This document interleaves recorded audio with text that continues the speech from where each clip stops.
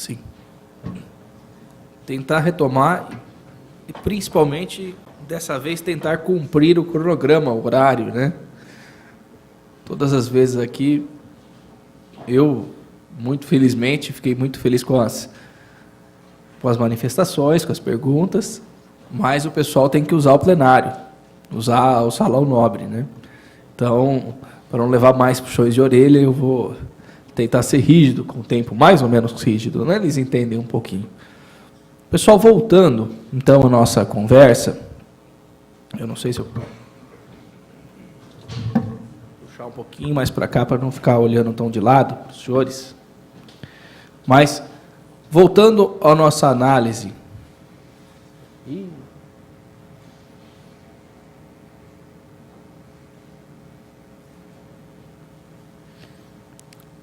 se sair dos slides novamente, vocês me avisam, por favor, tá?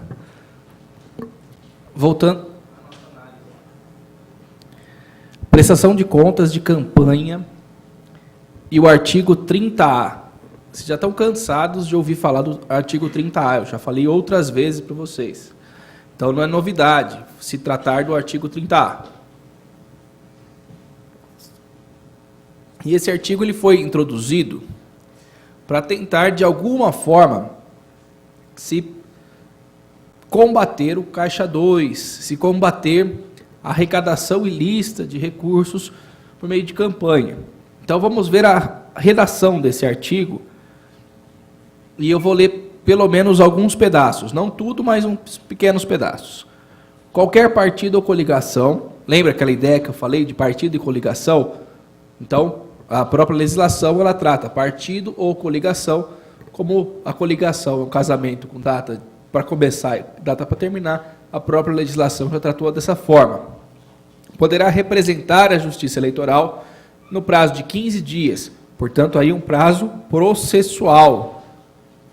A legislação eleitoral, em vários momentos, ela também trata dos prazos processuais, que são diferentes, são distintos dos prazos típicos do processo civil ou no processo penal.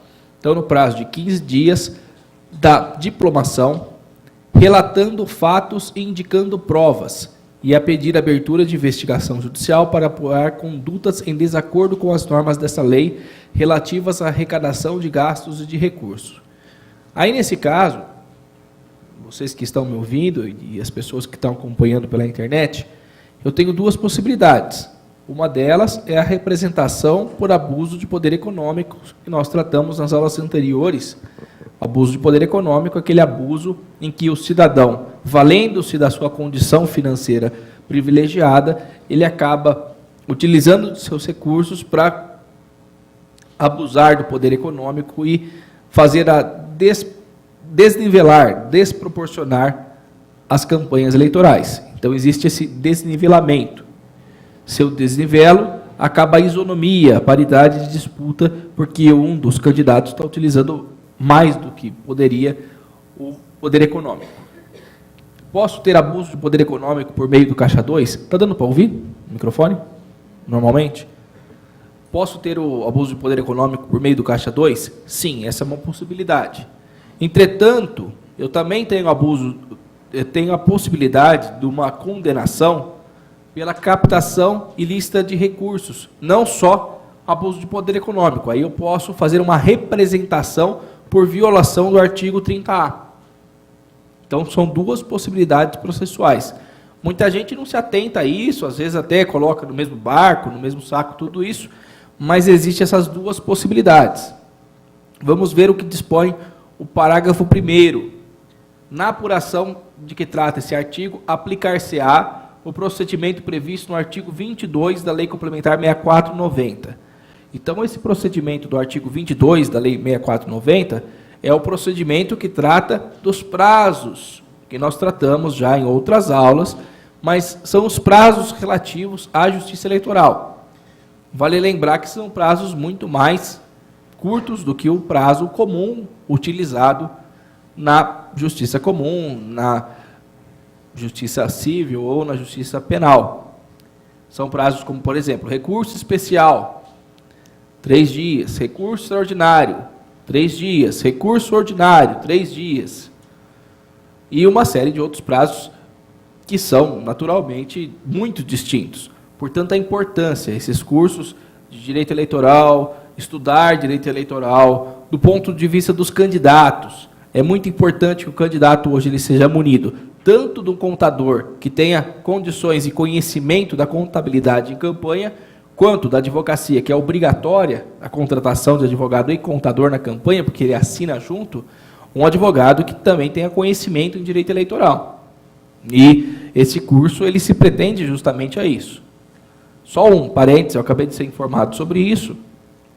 Esse curso, provavelmente, ele é o maior curso já realizado no município de São Paulo de direito eleitoral, em número de inscritos nessa modalidade gratuita. Ele ultrapassou todos os cursos anteriores nesse tipo de curso de direito eleitoral. Então, os presentes aqui são muitos, dependendo da aula, chuva, frio, temos mais ou, em alguns momentos, menos alunos, mas muita gente tem acompanhado isso. Tivemos muitos inscritos mesmo. E essa é a ideia, preparar a cidadania para que o cidadão, diante da possibilidade de eleições, da iminência de uma eleição, ele possa fiscalizar, atuar e também saber melhor escolher o seu candidato, um exercício de melhor escolha de voto.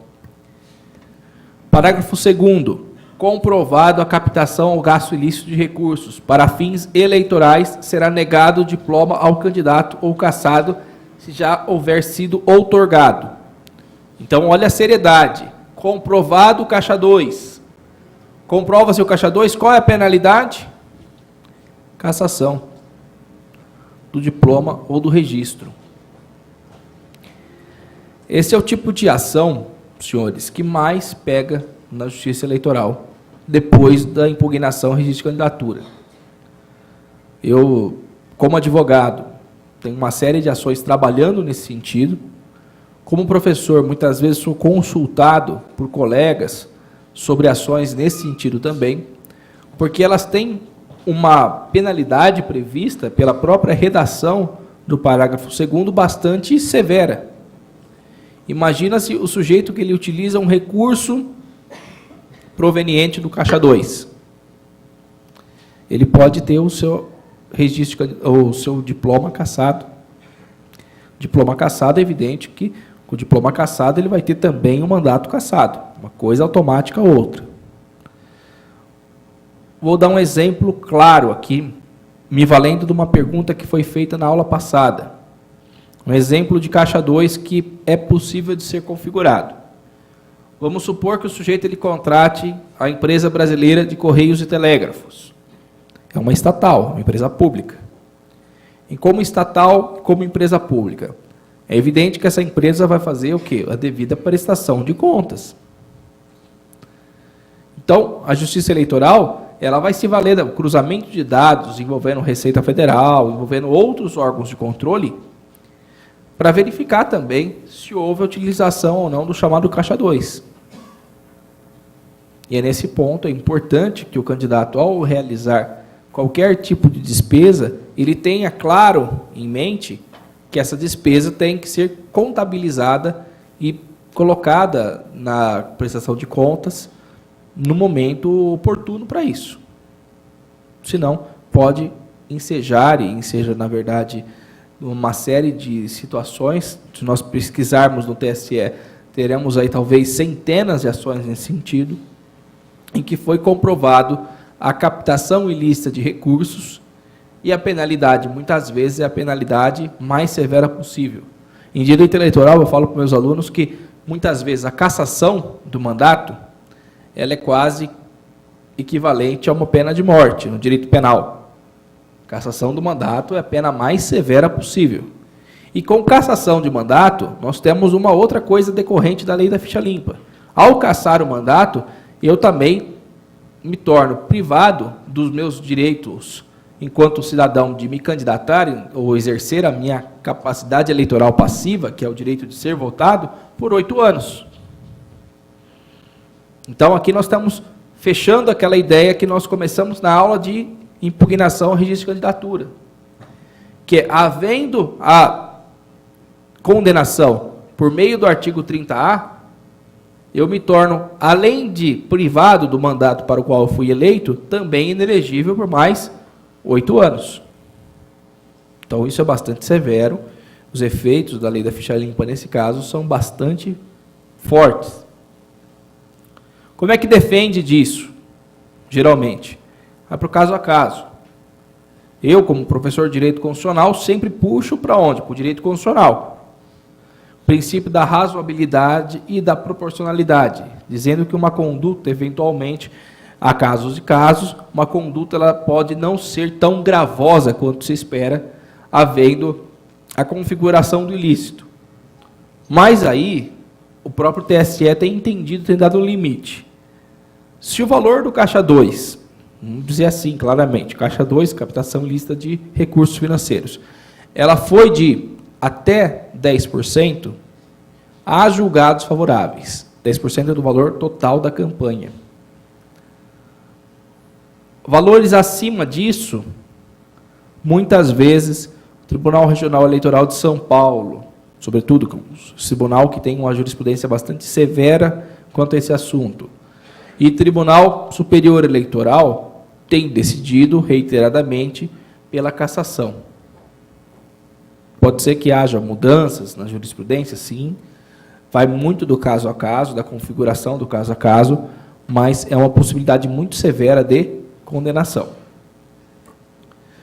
Parágrafo 3º, o prazo de recursos contra decisões proferidas em representação proposta com base nesse artigo será de 3 dias, a contar da data de publicação do julgamento no Diário Oficial. Então, julgado, publicado, 3 dias.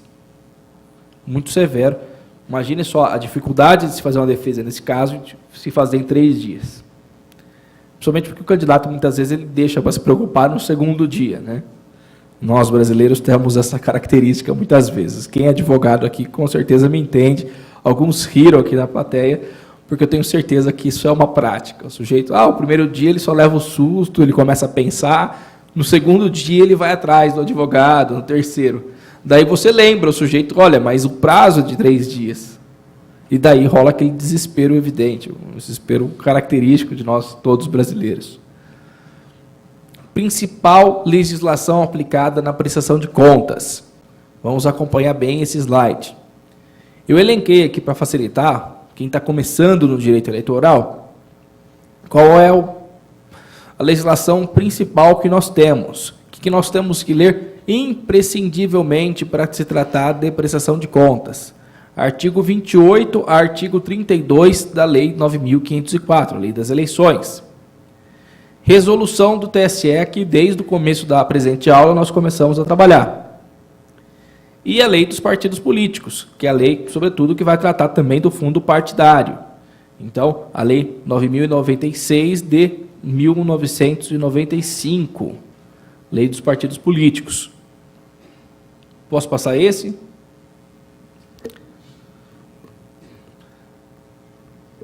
Divulgação obrigatória no site da Justiça Eleitoral. Eu falei antes do intervalo que é necessário, agora quase que em tempo real, se fazer a divulgação dos gastos na Justiça Eleitoral. Então, recurso em dinheiro, foi recebido pelo candidato em dinheiro. Dinheiro aí entenda-se do mais sentido amplo, dinheiro, depósito bancário, depósito de cheque, etc. Eu tenho que em até 72 horas proceder a informação, e essa informação tem que estar disponível no site da Justiça Eleitoral, site próprio para isso. Estava falando, o candidato X, ele recebeu do doador Y determinada quantidade de recursos. Não é mais só no final, como muitos faziam. Agora, praticamente em tempo real, 72 horas a partir do momento do recebimento, eu tenho que fazer a devida divulgação. Tenho mais um prazo importante. Pensa que a campanha agora só tem 45 dias. Então, prazo importante, 15 de setembro, tem que ser apresentado à Justiça Eleitoral, nessa data, sem nenhum tipo de prorrogação, o relatório com as transferências do fundo partidário, recursos em dinheiro e estimáveis em dinheiro e todos os gastos já realizados. Então, eu deixei em vermelho aí, fundo partidário, dinheiro, estimável de dinheiro e todos os gastos realizados, porque é necessário que se apresente tudo isso, já no meio da campanha. Bom, vejamos. A campanha, ela começa oficialmente dia 15 de agosto. 15 de setembro eu tenho um mês do início da campanha. Então, um mês do início da campanha já foram realizados uma série de gastos, uma série de situações envolvendo o candidato, seja como arrecadação de recursos, como gastos de recursos. E daí tem que ser feita a devida prestação de tudo isso que foi recebido. Seja por meio do fundo partidário, o partido A recebeu recurso do fundo partidário e transferiu para dar a candidatura. Tem que ser prestado contas disso. O sujeito conseguiu doadores pessoa física, tem que ser prestado contas em relação a isso. Conseguiu serviços ou bens móveis ou imóveis estimados em dinheiro, tem que ser prestado contas disso. E os gastos realizados a partir do recebimento desses recursos também tem que estar constando desse relatório, que deve ser apresentado à Justiça Eleitoral impreterivelmente até o dia 15 de setembro. Prestação de contas definitiva. E quando acaba? Quando que eu tenho que prestar definitivamente a prestação de contas? Apresentar à Justiça Eleitoral. A prestação de contas definitiva por meio da redação do artigo 29, inciso 3º da Lei 9.504, mais uma vez a Lei 9.504, ela deve ser feita a partir de no máximo em 30 dias da realização do pleito. Então a eleição foi feita no dia tal. Conta-se a partir daí 30 dias corridos para que seja 30 dias corridos, né? Dias úteis, nada disso. 30 dias corridos para que se faça a devida prestação de contas. Observação: candidatos que participaram no segundo turno deverão enviar a prestação em até 20 dias após a realização do segundo turno. Então, o candidato participou do segundo turno. Ele está terminando a campanha ainda, então não faz muito sentido ele fazer a prestação durante o próprio segundo turno. Acabou o segundo turno, para que haja um prazo aí crível, para que ele possa fazer a prestação, e muitas vezes, se eleito, essa prestação já ter sido apresentada e apurada pela Justiça Eleitoral, para que haja a possibilidade da diplomação em tempo hábil. Então, nesse caso, eu tenho 20 dias depois da realização do segundo turno para apresentar tudo o que seja necessário para a prestação de contas à Justiça Eleitoral. Importante essa reflexão, deixei ela uma transparência só. A não entrega da prestação de contas impede a diplomação dos eleitos. Isso está previsto no artigo 29, parágrafo 2º da Lei 9.504. Então, o sujeito ele deixou de prestar contas. Eu esqueci, não sabia que tinha que gastar, não fiz. Então, quem não presta contas é porque fez alguma coisa errada. O que a Justiça Eleitoral fez? O que o direito eleitoral fez? Entendeu, por meio da redação feita pelo próprio legislador da Lei 9.504, que não entregar a prestação implica a não possibilidade de ser diplomado eleito. Então, veja mais uma vez a gravidade, a severidade e a importância que a prestação de contas tem nesse caso específico. Outra frase: a prestação de contas é obrigada a todos os candidatos, mesmo os que tenham o registro indeferido, desistam ou renunciem. Eu fui considerado ficha suja, tem que prestar contas? Sim. Renunciei à minha candidatura. Até o dia 20 de setembro eu posso renunciar da minha candidatura. Tem que prestar contas? Sim. Você abriu conta em banco, provavelmente. Você teve alguma circulação de recursos.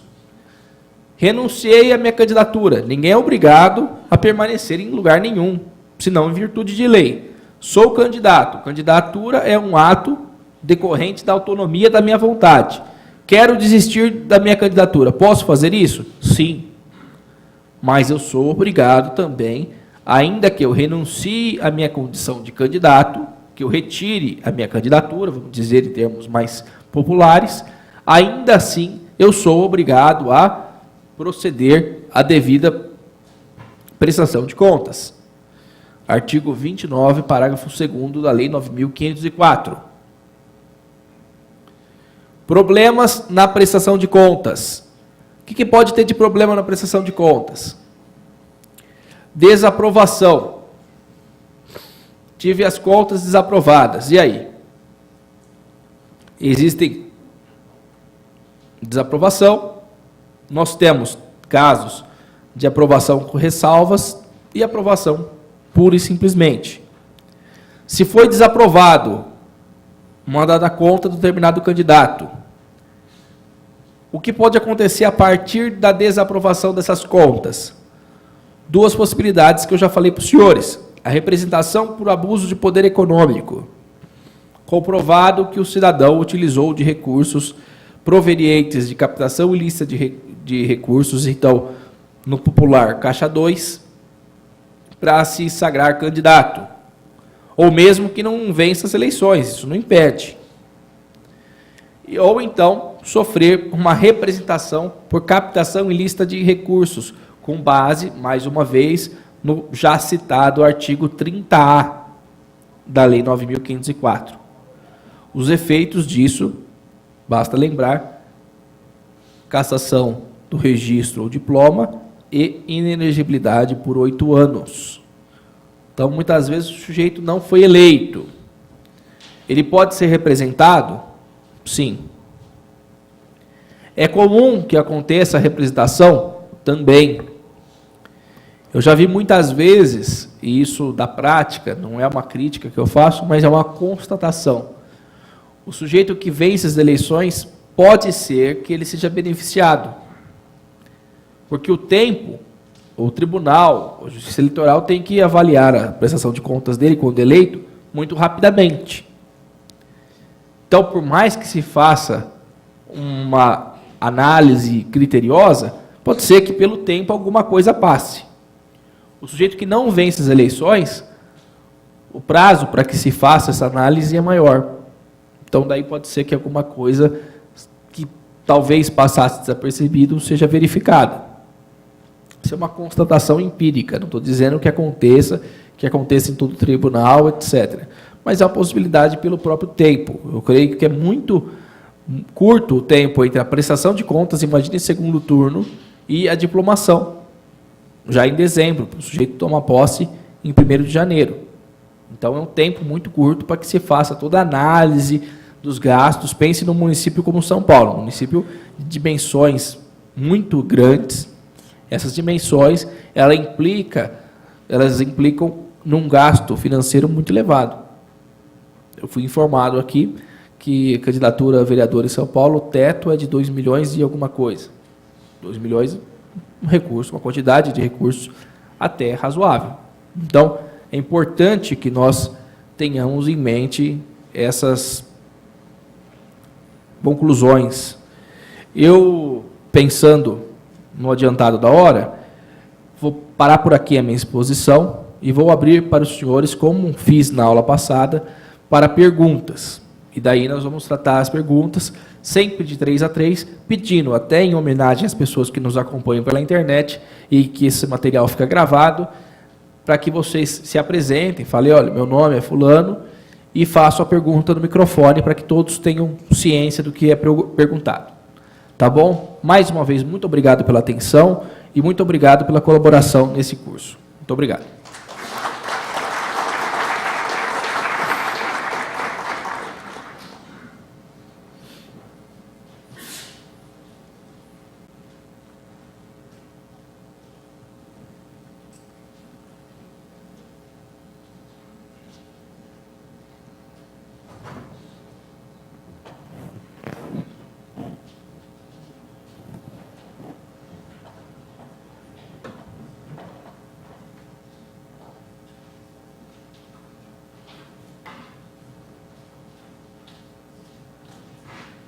Quem começa? Alguém pode fazer gentileza de cuidar do microfone, de passar o microfone também? Quem for falando.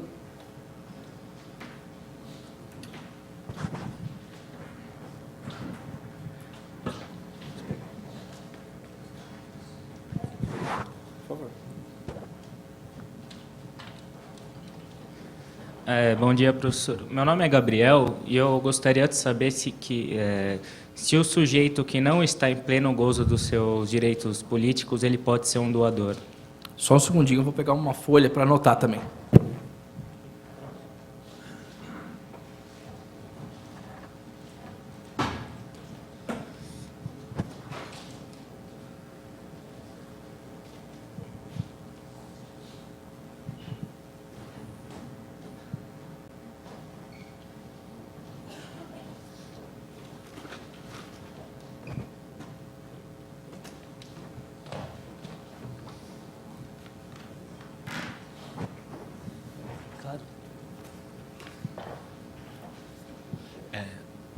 Posso perguntar?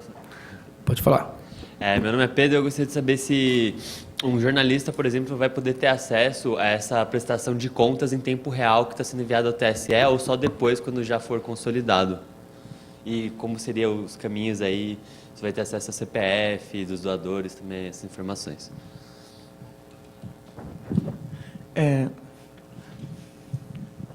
Bom, considerando que existe, então... Por favor, o seu nome. Só. Amara, por favor.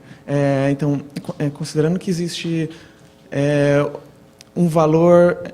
Imagina, a pessoa não tem que declarar o imposto de renda, então existe um valor máximo que eu poderia me atentar para saber, por exemplo, se chegar lá na minha conta um valor de até R$2.000, a partir de que valor eu preciso me preocupar em checar se aquele valor está de acordo com os rendimentos que a pessoa declarou no último ano? Entendeu a pergunta?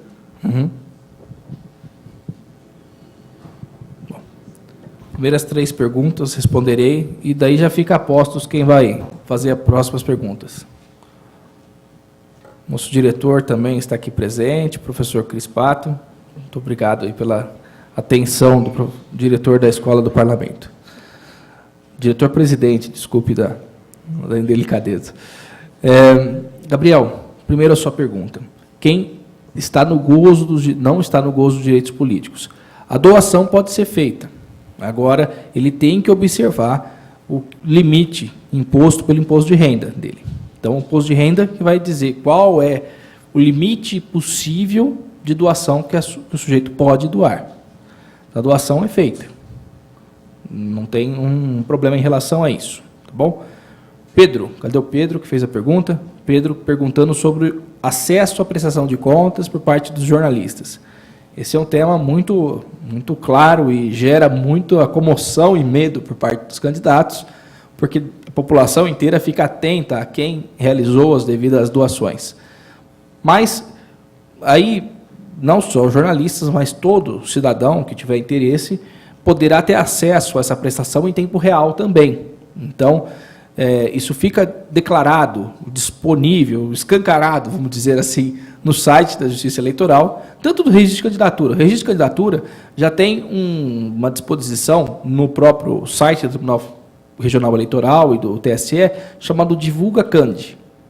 Divulga Cand 2016, que são a divulgação de quem são os candidatos. Daí você seleciona o cargo pretendido, a cidade pretendida e verifica ali. E daí tem a ficha completa. Então, todos os dados do candidato são presentes. As certidões que ele apresentou para o registro de candidatura, então, certidão de antecedentes criminais, certidão de bens, para mostrar qual que é o patrimônio. Muitos deles declaram patrimônio venal, valor venal dos imóveis, mas ainda assim, a declaração de bens do candidato a vereador, candidato a prefeito, e outras questões relativas também agora, a partir dessa nova configuração da legislação eleitoral, 72 horas, ele tem que mostrar quem são os doadores. Então, isso fica muito claro já e tenho certeza que a atividade jornalística vai utilizar muito essa ferramenta da Justiça Eleitoral, tanto para enaltecer determinados candidatos, quanto para fiscalizar qual que é o interesse daquele cidadão com reputação não tão ilibada em financiar determinado candidato. Amara está aqui. Valor máximo para quem não declara imposto de renda. Existe uma faixa na declaração, já esculpida pela própria Receita Federal, na legislação atendente ao imposto de renda, que fala qual que é o limite para que a pessoa seja considerada isenta O isento não precisa declarar. Depois disso, ele tem que declarar. Então, o limite eu faço o cálculo de 10% a partir do limite estabelecido, que eu não lembro de cabeça qual é o limite estabelecido para que seja considerada a pessoa isenta de tributação relativa ao imposto de renda. 10% desse valor. Mais que isso, você acaba incorrendo no ilícito também. Vamos para as próximas perguntas? Quem é o próximo? Já está com o microfone? O microfone está aqui. Bom dia, meu nome é Lucas. A minha questão é em relação aos mandatos do chefe do executivo, prefeito, governador e presidente, tem sempre a figura do vice atrelada. Nesses casos, pode haver a reprovação das contas de somente um dos dois?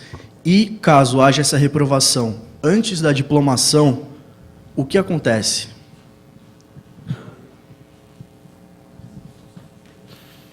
Bom dia a todos, meu nome é Casagrande. Eu tenho um dinheiro na minha conta, pessoa física, né? Dinheiro que lícito.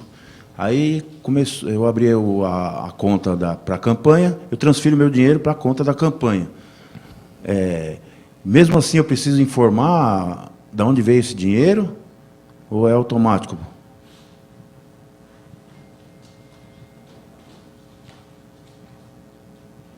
Meu nome é Daniela, bom dia. Eu queria aproveitar a pergunta sobre limite de doação de pessoa física. Eu ainda estou com dúvida com relação às pessoas que são isentas na declaração de imposto de renda. Se eu obedecer o limite de isenção da Receita Federal, mas, no entanto, o meu rendimento é de um salário mínimo, não é um pouco... não faz sentido. Então, se eu tenho um salário mínimo, como é que eu poderia doar 10% do limite estipulado pela Receita Federal, que, na verdade, é maior do que o salário mínimo? A segunda é, o empreendedor individual é considerado como pessoa jurídica?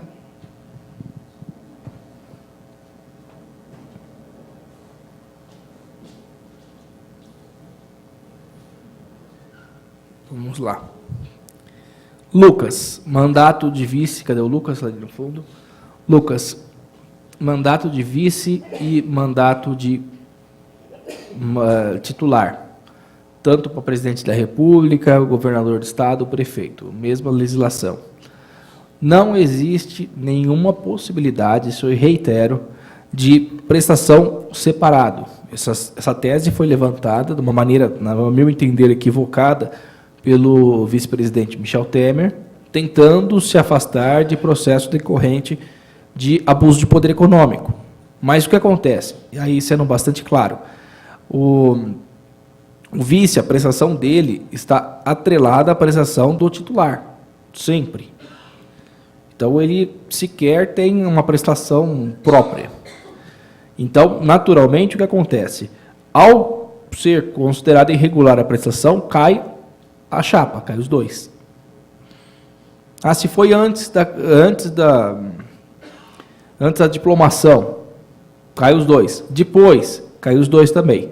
Então, eu vou dar um exemplo aqui, claro, que eu acho que fica mais ilustrativo, porque se trata da presidência da República. Eu não gosto de tratar de caso prático, exceto nesse caso, que é um caso que trata da presidência da República, sendo debatido por todos os veículos de comunicação. Então, é um caso que é bastante colocado para nós, até para estudarmos o direito eleitoral. É melhor do que comentar um caso específico meu. Mas, nesse caso, está sendo colocado o quê? Existe, pelo menos, uma suposição de recursos oriundos. Desculpe, toma uma água. A voz falha um pouco depois de falar bastante. Existe toda uma análise de que esses recursos seriam oriundos de fontes não lícitas, mas não há possibilidade de uma prestação em apartado.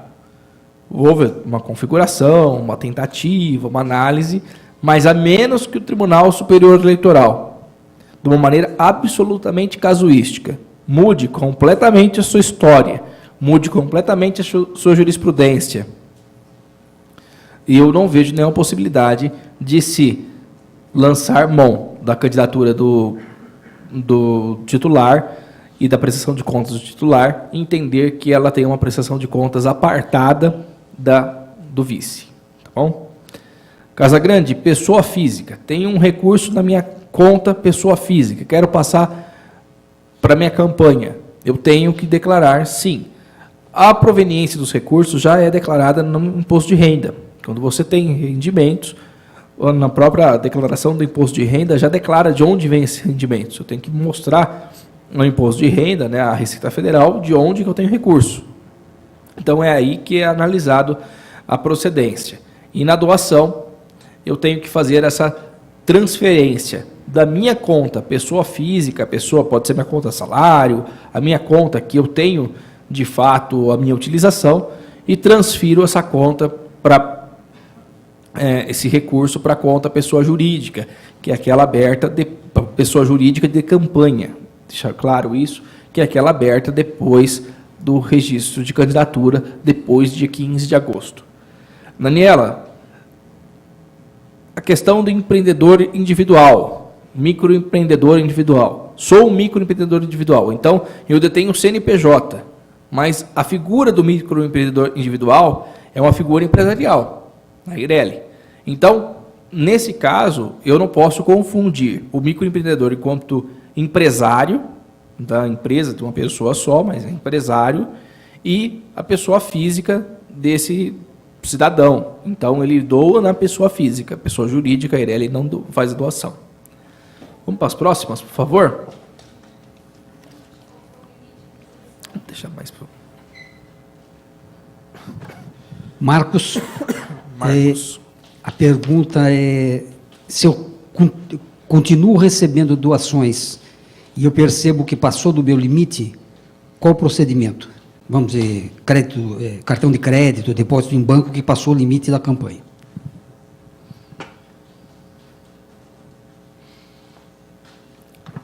Bom dia, eu sou o Kleber. Eu verifico na conta corrente da campanha que houve um depósito, uma transferência, um depósito em dinheiro. Eu vou verificar o CPF desse depositante e verifico que ele extrapolou os limites, né? Tanto de imposto de renda, de isenção, ou da declaração anterior dele, do limite que ele poderia estar declarando. Como que eu faço para impugnar essa doação? Ou para quem eu informo que foi uma doação indevida? Meu nome é João. Uma dúvida em relação à participação dos partidos políticos nas campanhas. Como os partidos podem fazer gastos de campanha? Por exemplo, um partido pode gastar pedindo voto em legenda, ou pode fazer contratação de serviços, advogados, contadores, para todos os seus vereadores, todos os seus candidatos, ou tem que ser individualizado esse processo? Vamos por partes, então. 3 perguntas muito distintas uma da outra. Vamos lá. Doação, passar do limite. Eu tenho um limite, é o Marcos que fez essa pergunta. Marcos aqui, no canto. Colocou a blusa, já não te enxergo. Marcos, nesse caso, o que é importante nós termos em consideração? Eu vou te dar um histórico de como é que funcionava e até um histórico jurisprudencial. O financiamento de campanha, até antes de 2016, então antes da mini-reforma eleitoral, o limite era aquele limite declarado pelo próprio candidato ou coligação. Então, eu sou candidato a prefeito da cidade Y. Eu vou colocar que vou gastar R$300 mil na campanha. Eu posso utilizar até o limite que foi colocado, tem partidos que impõem um determinado limite, até R$300 mil. Ah, mas se no decorrer da campanha eu vi que gastei mais que isso. Já houve casos, até de uma candidatura a prefeito de São Paulo, que pediu à Justiça Eleitoral um aumento nesse valor. Olha, nós nos equivocamos, o valor é mais elevado, a campanha é mais cara, nós precisamos de mais recursos para a campanha. Nesse caso, a própria Justiça Eleitoral, o Tribunal Regional Eleitoral, a julgado sobre isso, negou esse adendo ao financiamento. Fala, olha, você falou que ia gastar tanto, você tem que gastar tanto, porque você já divulgou isso anteriormente, quando do registro de candidatura. Então, qual que era a prática, depois dessa decisão? O partido joga lá em cima, e não pode ser tanto também, porque isso gera um problema. Temos um jornalista aqui, a imprensa vai falar, olha, mas a candidatura está falando que vai gastar muito dinheiro. Então tem um problema aí político em relação a isso, de imagem. Mas o partido tinha feito mais ou menos uma prática e uma análise, um cálculo, dizendo, nós conseguimos gastar mais ou menos isso. Ah, mas eu coloquei 300 mil reais, gastei só 100. Vou ter algum problema em relação a isso? Não atingi. Achei que mais pessoas iriam dispor de recursos financeiros, iam proceder doações para a minha candidatura, mas, no final das contas, a minha candidatura teve tanta aderência assim, e eu não consegui o recurso que eu imaginava que teria. Tem algum problema em relação a isso? Não. O que não pode é passar. Então, os partidos colocavam um valor acima. Agora, o que aconteceu a partir de 2016, a partir dessas eleições municipais? Além de observar o próprio limite imposto pelo partido com ligação ao candidato, eu também tenho que observar o limite imposto pela resolução do TSE, 70% do valor, ou então aquelas outras possibilidades, cidade pequena, menos de 10 mil eleitores, até 10 mil reais, para prefeito até 100 mil reais. Então, eu também tenho que observar esses limites. São duas colocações que nós teremos que observar. Certo? Desculpa, é que a pergunta é se eu receber no banco alguma doação superior, o que eu faço com o dinheiro que eu recebi a mais?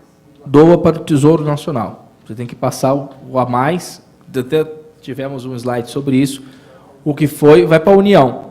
Você não vai colocar na conta também. Ah, veio um dinheirinho a mais aqui. Muitas vezes o candidato pode pensar, olha, esse dinheirinho veio a mais aqui, eu vou colocar na minha... Não, isso tem que ser transferido imediatamente, o valor a mais para a União. Às vezes... Mas é melhor fazer a doação para a União do que receber a punição, que é uma punição muito mais severa. É um dinheirinho que é melhor que vá mesmo. Conta corrente veio uma doação indevida. O que doou vai ter problemas. Como candidato, o que eu devo fazer? Informar o sujeito que fez a doação e o que veio a mais, eu tenho que fazer a devida transferência para o Tesouro Nacional também. E o João, cadê o João? João ali atrás. João, partidos políticos, realizou uma contratação.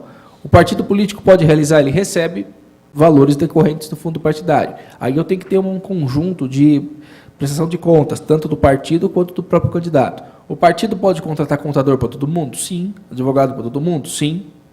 Há partidos que fazem isso, há partidos que falam, cada um cuida da sua vida e cada um procure o advogado da sua confiança, o marqueteiro da sua confiança, etc. É possível. Lembrando que todos esses casos, advogado, marqueteiro, cabos eleitorais, tudo isso é contratado e tem que ser colocado na prestação de contas. Então, essa é uma preocupação que nós temos efetivamente. Mais perguntas, gente? Eu estou tentando responder rápido para poder atender o máximo de pessoas interessadas possível. Bom dia, o meu nome é Gildevan. Uma pergunta... desculpe. Meu nome é Gildevan. Gildevan. Uma pergunta, seguinte, eu ganho lá um salário mínimo, né? Então, eu tenho esse salário mínimo, então eu não entro lá na declaração de imposto de renda, neste caso, né? E aí eu vou lá, não preciso apresentar essa declaração de imposto de renda. Os bens também, na hora de apresentar a declaração de bens também, eu coloco lá nenhum bens, o quê? A ser declarado, né? Eu tenho lá o limite que eu vou gastar, por exemplo, de campanha. Esse eu já tenho, esse aí geralmente é o partido que determina esse limite, por exemplo, de, vamos supor que muitos falam aí até 120 mil, por exemplo, esse é o limite ou ele vai estabelecer, por exemplo, de acordo o número de vereadores? Bom dia, meu nome é Ricardo.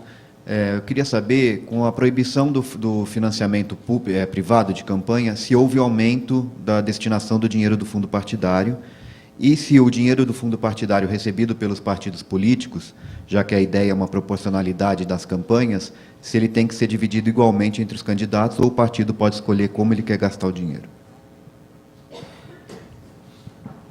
Bom dia, meu nome é Leandro. No caso das campanhas políticas, quando são feitos santinhos, muitos vereadores têm o costume de falar vote vereador ciclano para prefeito fulano.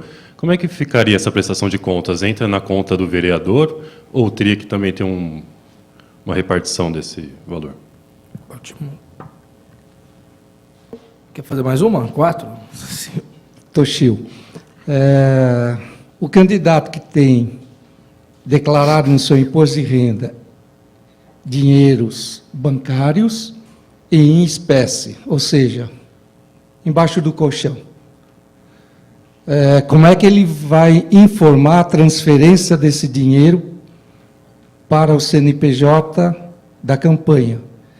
E se ele tem bens imóveis ou veículos, se ele fizer a venda após, nessa fase agora, que já terminou a declaração do imposto de renda, pode ser convertido também para a campanha?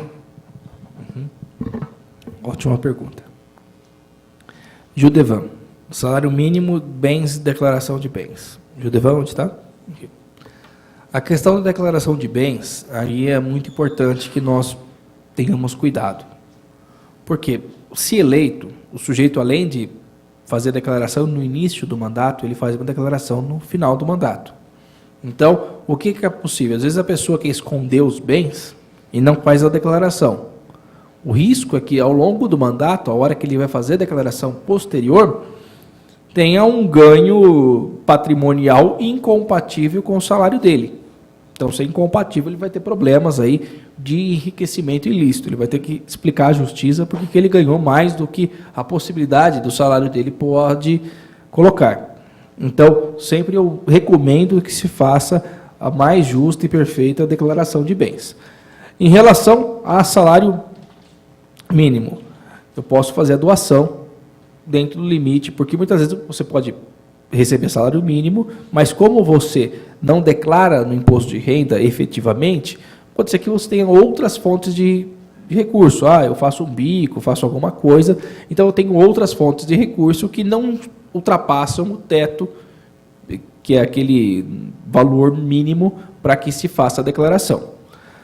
Sobre a questão do fundo partidário, pergunta do Ricardo. Ricardo, onde está?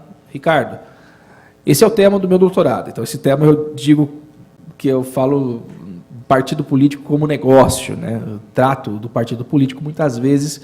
Infelizmente, no Brasil, nós temos uma configuração, isso existe em outros países, Estados Unidos, na Europa, uma teoria chamada de partido cartel. Que a nomenclatura, eu costumo falar que é uma nomenclatura, a tradução dessa ideia de partido cartel, ela não é adequada para a língua portuguesa, porque passa a ideia de uma junção de interesses mais comercial do que efetivamente partidário. O que acontece aí no caso do fundo partidário brasileiro? Nós temos 36 partidos regularmente inscritos na Justiça Eleitoral e mais 60 sendo criados no Tribunal Superior Eleitoral.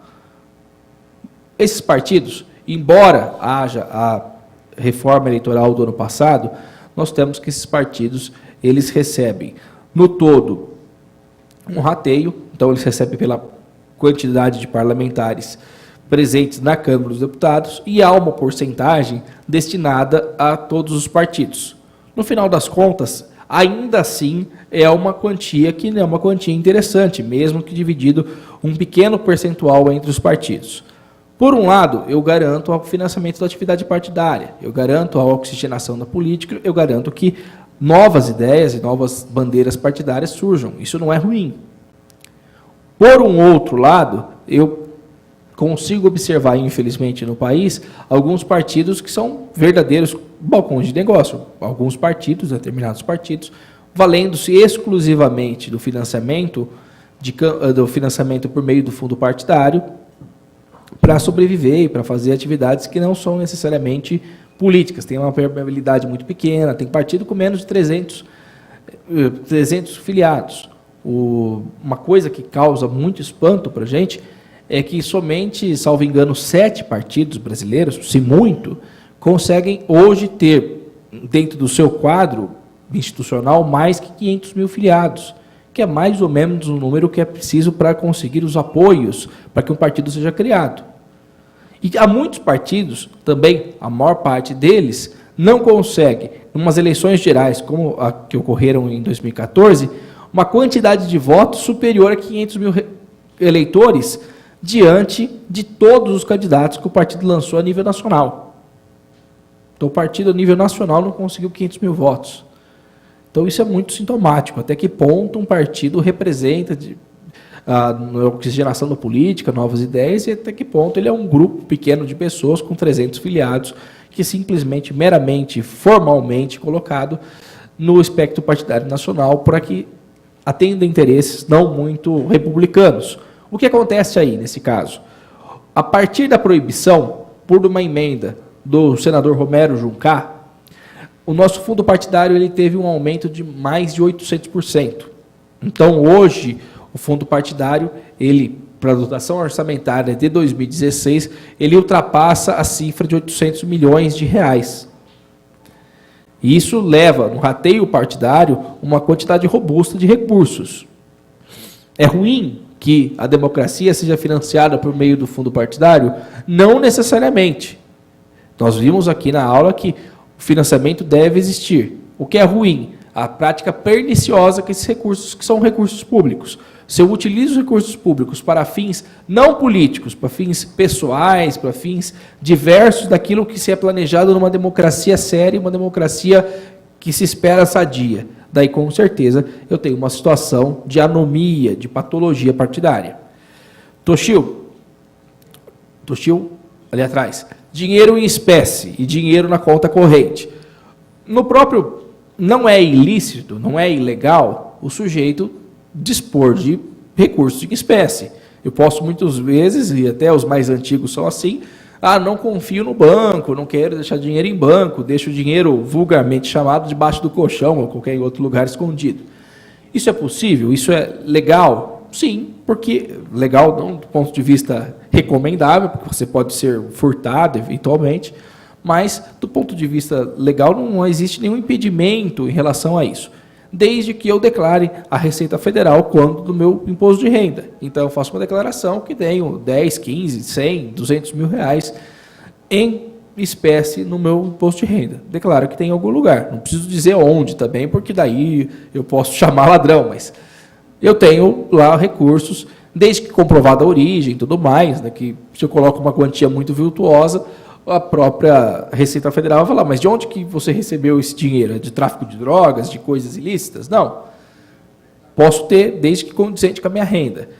Como é que faz nesse caso? Você tem a continha em espécie, quer utilizar na campanha. Eu pego esse recurso em espécie e entrego efetivamente na minha conta de campanha. Então, eu faço um depósito bancário identificado dizendo que são recursos provenientes de algum lugar, vamos dizer assim, no meu colchão, e utilizo na campanha. Agora, um alerta. Isso pode dar margem, às vezes o sujeito nem dispõe desse recurso e a margem para o caixa 2.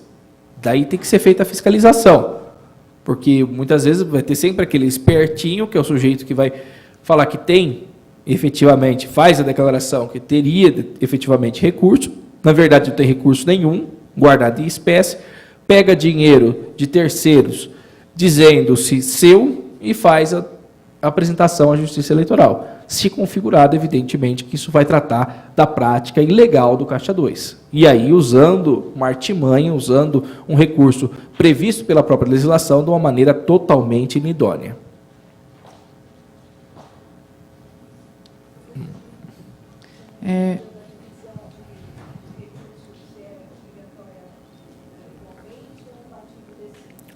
A divisão de recursos, sim. A divisão de recursos obrigatoriamente colocada ou não. Quem que fez a pergunta foi o Leandro, né? Leandro, o que acontece aí? No caso do santinho duplo, geralmente sempre acontece, assim, prática 99% das vezes, vereador junto com a candidatura a prefeito, que é uma forma até, muitas vezes o próprio candidato a prefeito financia os santinhos. Daí quem fez a confecção dos santinhos é que deve fazer a prestação de contas. Entendeu? Porque muitas vezes o próprio candidato a prefeito ele fala, vou financiar todo mundo. Havendo benefício para os dois, eu faço a prestação dupla. Entendeu? É uma doação, ou às vezes o próprio partido doando para o particular, ele faz essa definição. Olha, recebi recursos tais do partido que mandou para a minha campanha. Tem que ser igual? Não. Aí é o próprio critério, a própria discricionalidade do próprio partido. O partido pode entender que, dada a candidatura de dada cidade, é mais importante para o partido do que uma candidatura. Imagine eu pensar em cidade de São Paulo. Com certeza, ganhar a prefeitura de São Paulo é mais interessante do que ganhar uma prefeitura de uma cidade menos expressiva do que São Paulo. Pode ser que o partido ele opte livremente por angariar mais recursos e dar um tratamento especial a São Paulo do que uma cidade com menor população, menor importância econômica, etc. Essa não foi a pergunta foi sobre o fundo partidário, quem decide a divisão entre os candidatos. Quem decide a divisão? O próprio partido. Os dirigentes partidários. Quem decide essa divisão? O próprio partido. Daí é uma questão intrapartidária. Posso...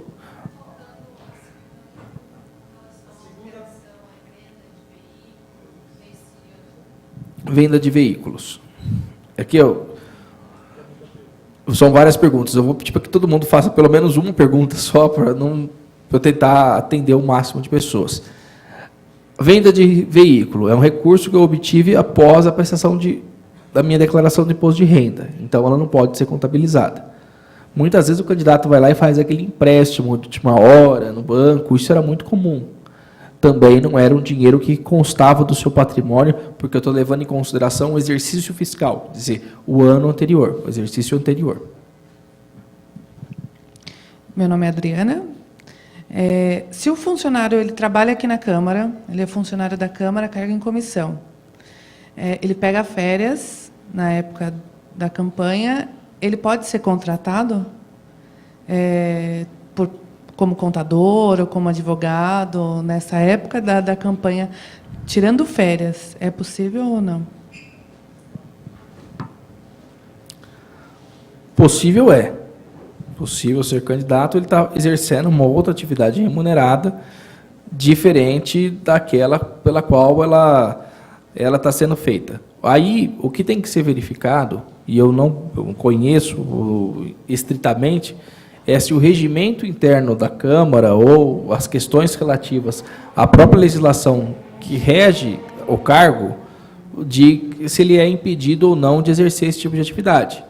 Porque há cargos, vou responder na área que eu atuo, na área que eu milito, que é na advocacia. Determinados cargos eu não posso atuar contra, ou dependendo, às vezes eu sou até impedido. Um exemplo, se sou um funcionário público federal, eu não posso, ainda que permitido advogar, eu não posso advogar contra a União Federal, e assim por diante. Então, tem que se verificar a possibilidade. Talvez o Altair saiba responder melhor do que eu essa questão, relativa a se o funcionário da casa, em férias, afastado, ele poderia ou não atuar. Daí tem que verificar a legislação interna e etc. Então, mesmo estando trabalhando aqui, no período em que ele não esteja exercendo suas funções, a sua atividade na Câmara, ele pode estar fazendo, sim, nos finais de semana, à noite e tudo mais. Entendeu?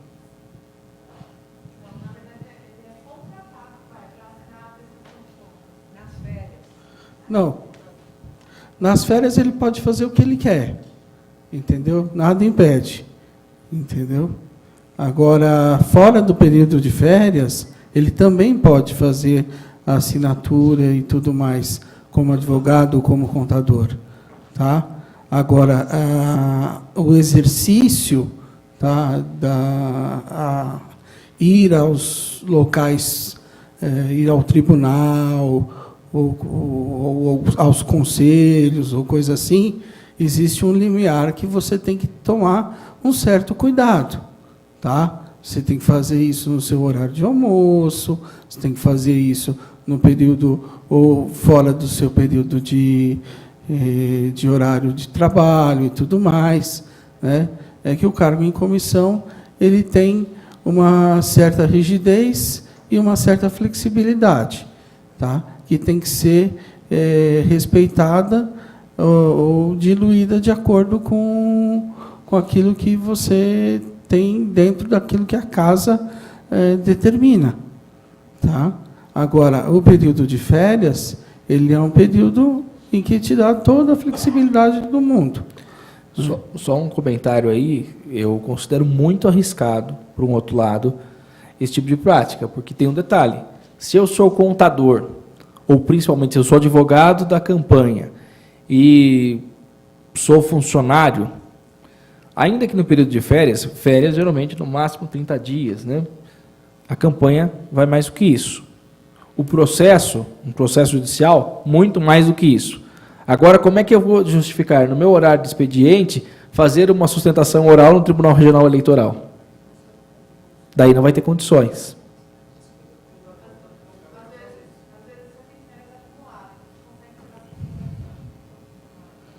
Mesmo assim, a prestação de contas vai 30 dias depois das eleições. Então, é um risco bastante grande por conta dessa vedação. Daí, uma pessoa atenta vai falar, mas você é servidora. Então, isso pode gerar mais problemas do que soluções, no final das contas. Mais perguntas, gente? Vamos pegar... Primeiro, quem não fez ainda, Toshio, depois eu respondo você, vai ser um prazer.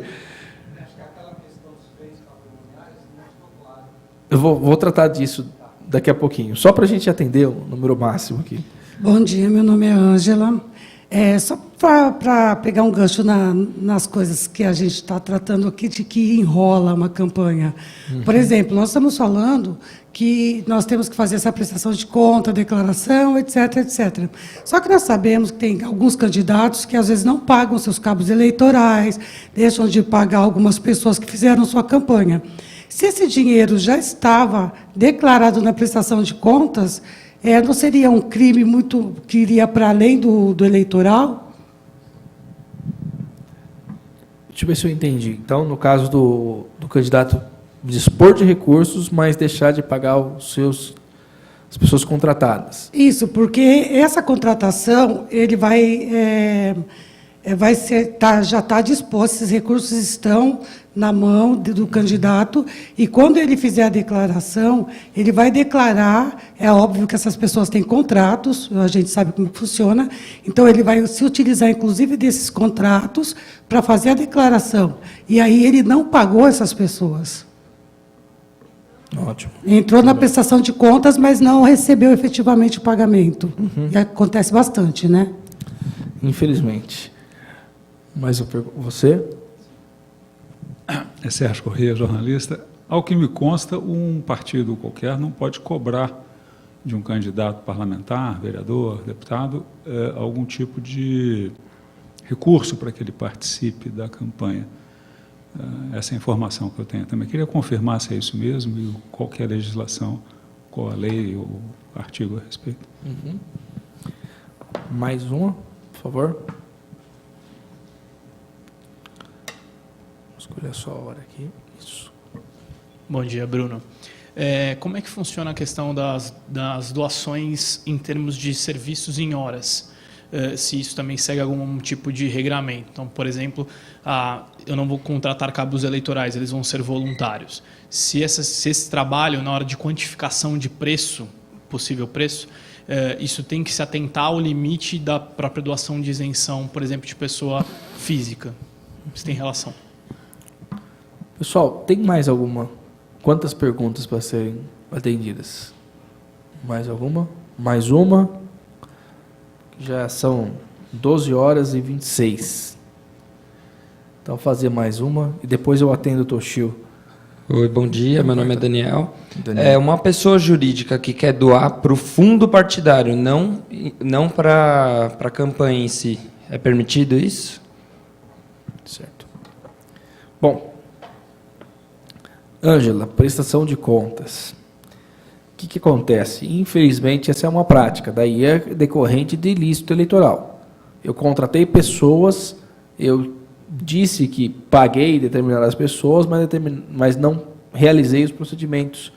Aí, tanto cabe uma reparação por meio da própria justiça comum, que são as ações de cobrança, quanto uma fraude eleitoral. Eu vou ter uma fraude e isso tem decorrências da justiça eleitoral.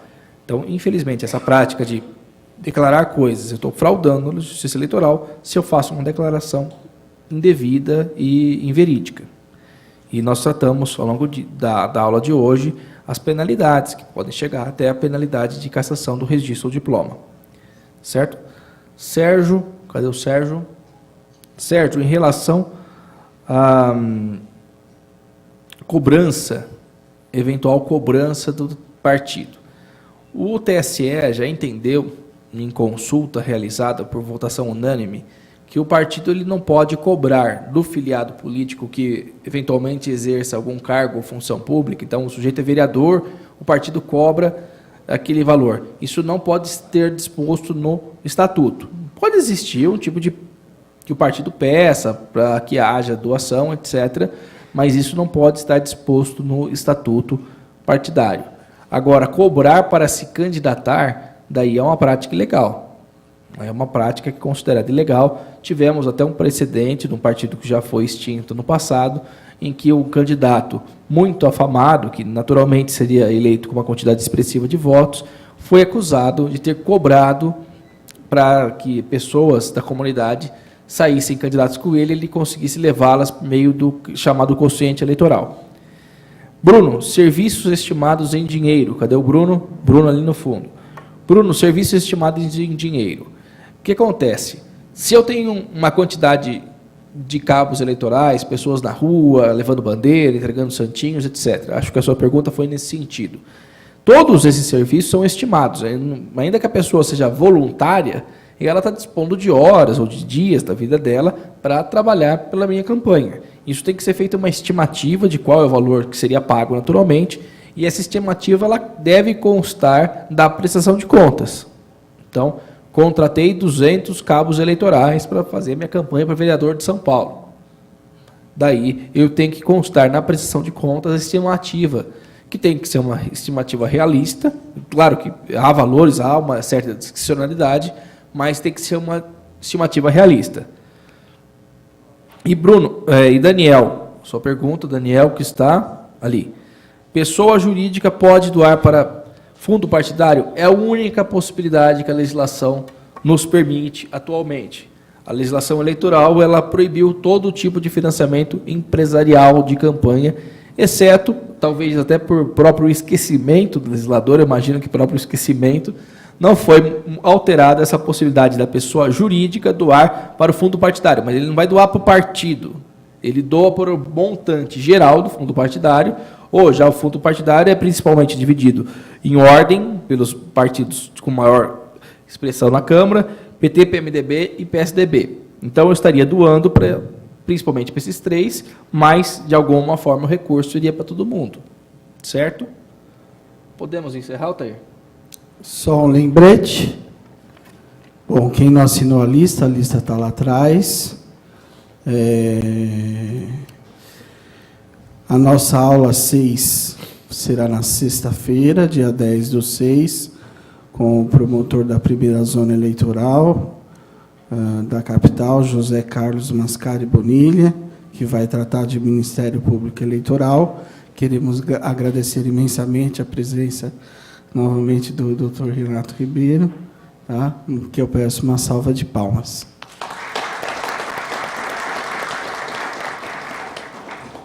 Muito obrigado. Não esqueçam de convidar os colegas a descerem, tá? Fica todo mundo muqueado lá em cima no gabinete, no quentinho, entendeu? Desçam para assistir aqui o curso. Mais uma vez, eu agradeço a presença de todos. Foi uma alegria muito grande estar junto com vocês nessas aulas que terminaram. Voltarei daqui a algumas semanas para falar sobre internet, crimes na internet, mas dando a palavra também para o professor Matheus, que falará, ele que é criminalista, sobre os ilícitos e os crimes cometidos na internet. Eu falarei, naturalmente, da implicação que isso decorre na justiça eleitoral, pensando na importância que as redes sociais e o próprio uso da internet têm ganho cada vez mais com o aumento da tecnologia e tudo mais. Agradeço muito a atenção de todos e também as pessoas que me mandaram mensagens, que estão assistindo pela internet. Fica meu agradecimento especial. Bom dia a todos.